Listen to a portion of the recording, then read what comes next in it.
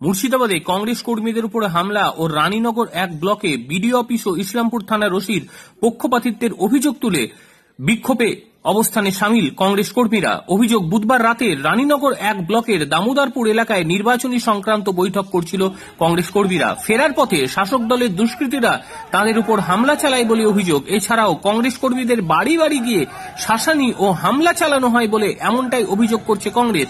ইসলামপুর থানা ও নির্বাচন কমিশনকে অভিযোগ জানানো সত্ত্বেও দুষ্কৃতীদের বিরুদ্ধে কোনো ব্যবস্থা নেওয়া হয়নি।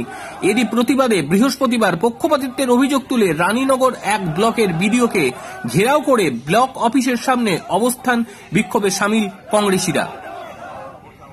জিশান আলী মিয়ার রিপোর্ট, NTV WB।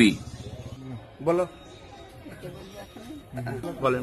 আমার স্বামীরা বাড়িতে ছিল না, বাড়িতে বেটা ছেলে কেউ ছিল না। আমরা পার্টি তৃণমূল করি না, তাই আমাদেরকে জোর করে তৃণমূল করাবে, তার জন্য মারতে গিয়েছিল।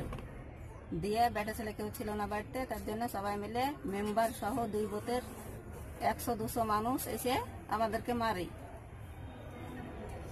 কোথায় ঘটেছে ওটা? আমাদের বাড়িতে তেড়ে এসে দামোদরপুরে। কারা কারা মেরেছে বলতে পারবেন? হ্যাঁ, বলতে পারবো তো। বলেন।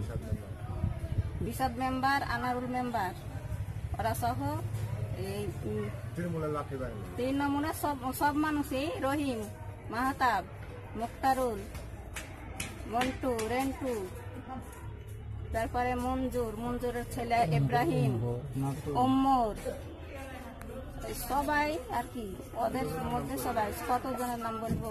আপনার নাম? আমার নাম ইভানা ইয়াসমিন। কোন অঞ্চলে বাড়ি? পাহাড়পুর অঞ্চল, ইসলামপুর থানা। থানায় লিখিত হয়েছে ওদের নামে? হ্যাঁ হয়েছে।